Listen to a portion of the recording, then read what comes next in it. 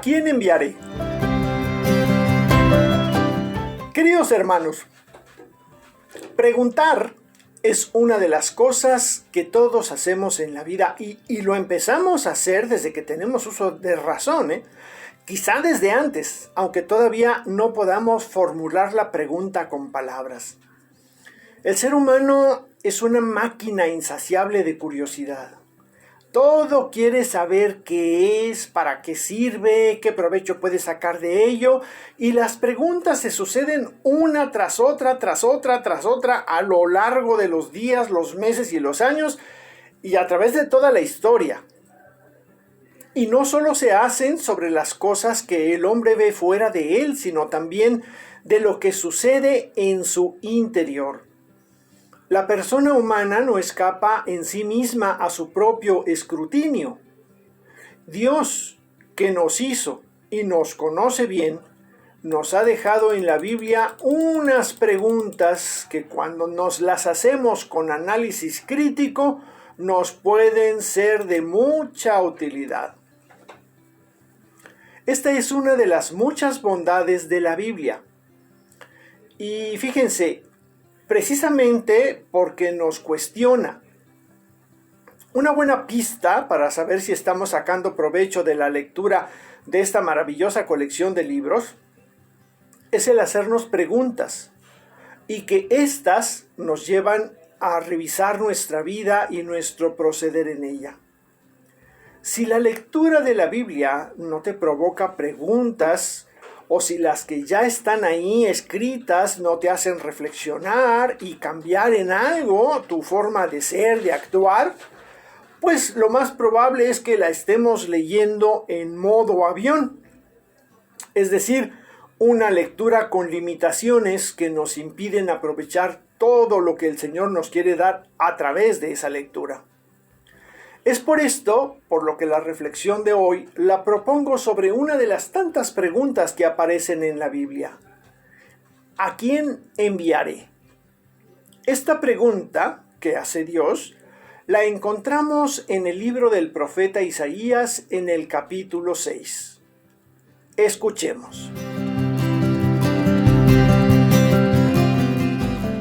El año de la muerte del rey Osías, vi al Señor sentado sobre un trono alto y excelso.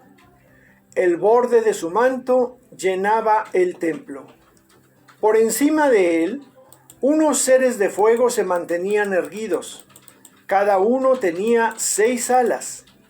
Con 2 de ellas se cubrían el rostro, con 2 el cuerpo, y con 2 volaban. Se gritaban uno al otro diciendo: Santo, Santo, Santo es el Señor Todopoderoso, la tierra está llena de su gloria. Al clamor de su voz temblaron los marcos de las puertas y el templo se llenó de humo. Entonces dije: ¡ay de mí! Estoy perdido.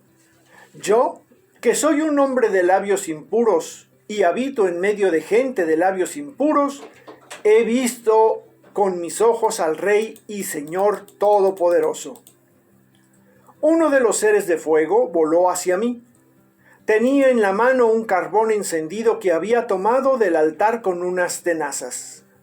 Tocó mi boca y me dijo: este carbón ha tocado tus labios.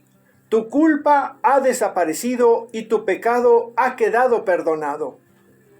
Entonces oí la voz del Señor que decía: ¿a quién enviaré? ¿Quién irá de nuestra parte? Yo respondí: aquí estoy, envíame.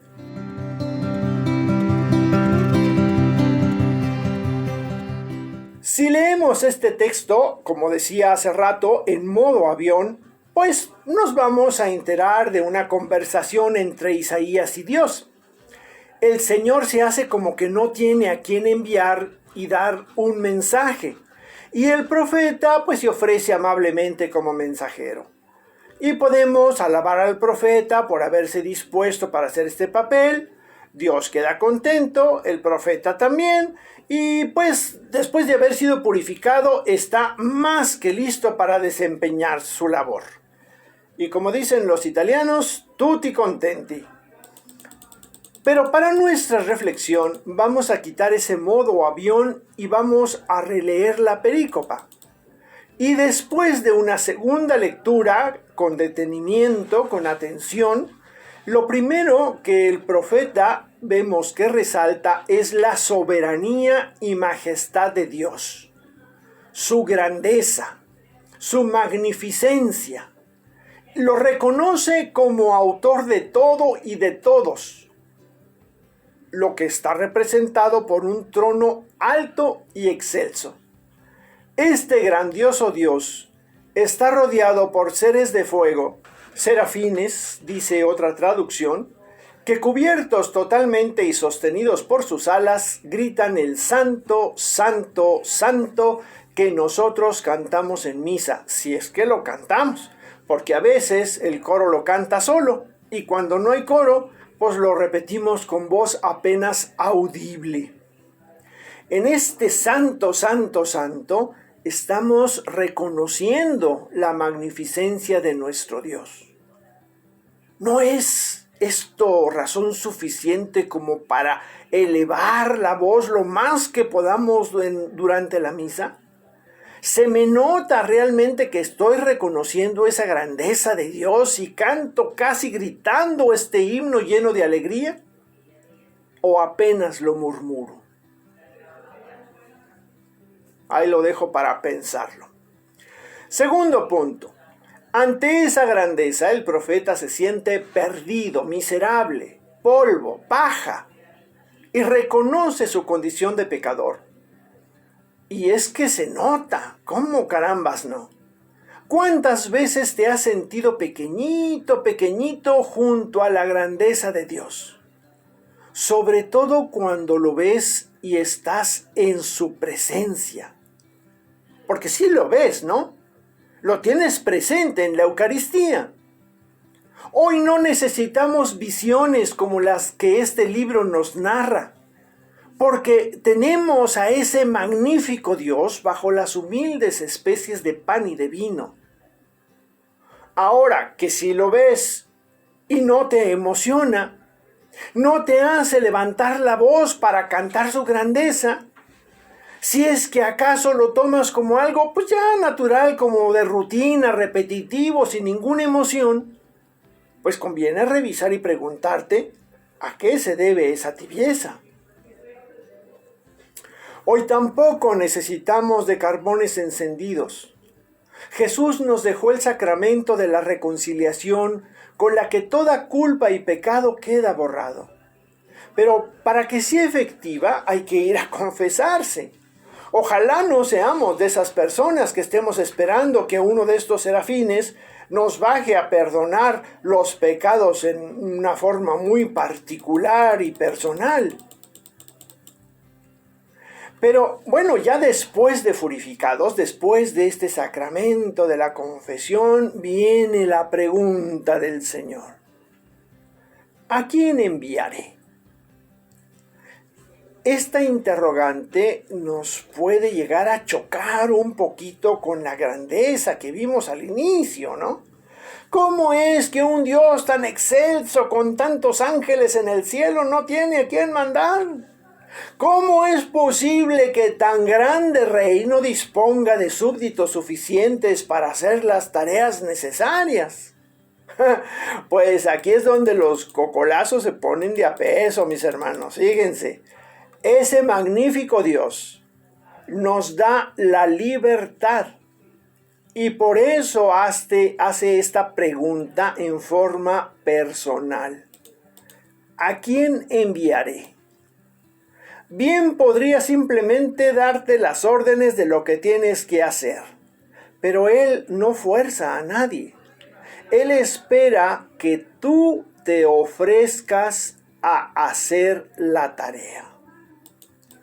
Y ante la pregunta de este Dios tan poderoso, tan sabio, tan grandioso, tan dueño de todo y de todos, puedes simplemente quedarte callado y esperar a que le haga la pregunta al que se confesó después de ti. Y tú haciéndote como que la Virgen te habla. Cuando se restablece la amistad con Dios, perdida por el pecado, el Señor siempre nos va a preguntar sobre este punto. ¿Cuántos de nosotros seremos lo suficientemente valientes, confiados y empeñados en amar a Dios y a los demás como para decir, aquí estoy, Señor, envíame? Si seguimos de cerca la historia de Isaías y de los demás profetas, nos daremos cuenta de que no la tuvieron fácil, de que hubo sufrimiento, dolor, conflicto, desánimo, decepción, pero que a pesar de todo esto, el camino recorrido les redituó abundantemente. Quiero terminar contestando una última pregunta que quizá alguien se esté haciendo en este momento. Muy bien, yo me ofrezco y seré enviado. ¿A dónde? ¿A quién? ¿Qué es lo que tendré que hacer? Mis queridos hermanos, esta pregunta y su respuesta es asunto particular entre tú y el Señor. Para encontrar esa respuesta nos ayuda mucho la reflexión y meditación frecuente de su palabra. Nos ayudan también los sacramentos y, por supuesto, la oración. Busca con Él la respuesta específica que tiene para ti, porque para cada uno de nosotros hay una tarea que hacer. El Señor sabe que para hacer la tarea que te corresponde, no puede mandar a nadie más, pero Él espera que tú seas quien dé el primer paso, que seas generoso y te ofrezcas, que tengas la disposición. Lo demás vendrá por añadidura. Soy Jorge Cervantes del Instituto Bíblico San Jerónimo. Hasta la próxima.